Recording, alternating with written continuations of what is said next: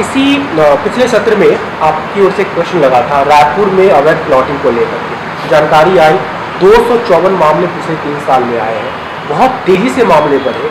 क्या लग रहा है? तो ये तो सरकार में बैठे हुए लोग इसी काम में लगे।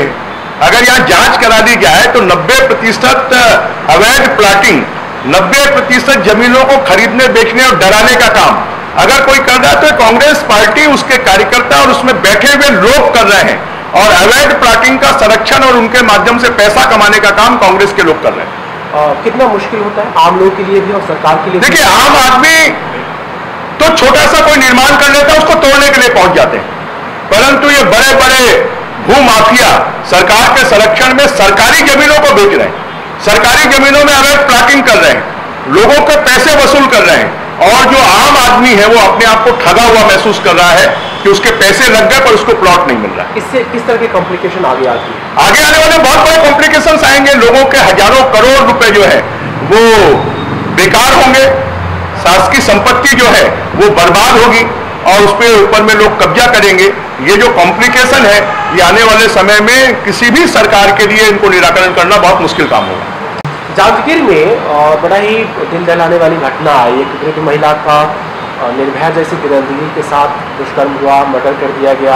2-3 दिन के बाद फिर से वैसे ही एक निर्भया जैसा केस आया। क्या चल रहा है? देखिए, छत्तीसगढ़ में सब कुछ संभव है क्योंकि पूरी सरकार माफियाओं के संरक्षण में और लूट में लगी हुई है। अभी इनकम टैक्स की जो रिपोर्ट आई है वो रिपोर्ट बताती है कि क्या यही है छत्तीसगढ़, छत्तीसगढ़िया और छत्तीसगढ़ी।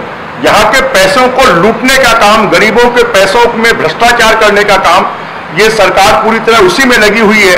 ये सरकार अब दबे पांव पत्रकारों को गिरफ्तार करने की, जिस प्रकार से रोहित रंजन जी को गिरफ्तार करने के लिए सिविल ड्रेस में सुबह 4 बजे पुलिस पहुंच जाती है और दिल्ली पुलिस को भी सूचना नहीं देती है, तो लोकतंत्र में चौथे स्तंभ के खिलाफ में लगभग छत्तीसगढ़ के 6 से ज्यादा पत्रकार अभी भी जेल में हैं।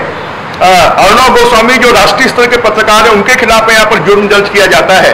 तो ये सरकार पूरी तरह तानाशाही पूर्ण और अनारकी व्यवस्था के ऊपर में उतर आई है। इस सरकार को अब पद पर बने रहने का कोई अधिकार नहीं है। देखिए, कांग्रेस में सब कुछ ठीक नहीं चल रहा है। उनके प्रदेश अध्यक्ष जी के साथ में मुख्यमंत्री जी की अनबन, कांग्रेस की कार्यसमिति की बैठक में जो कुछ हुआ, लगातार विधानसभा अध्यक्ष जी सरकार की नीतियों के खिलाफ बोल रहे हैं। वहां के कलेक्टर के खिलाफ उन्होंने बोला है।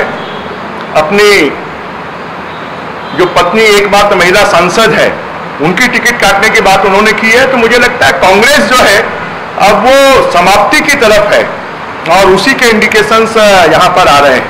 जनता जब टैक्स पटाने के लिए जा रहे हैं तो उनको पिछले 2 सालों का यूजर चार्ज जोड़कर उनको ब्रैकेट में यूजर चार्ज मांगा जा रहा है। देखिए, ये तो लूट करने में सरकार लगी है। ये सरकार कंगाल हो गई है। रायपुर शहर के विकास के लिए, नगरों के विकास के लिए, गांवों के विकास के लिए सरकार के पास में पैसा नहीं है। संपत्ति कर को 4 गुना कर दिया।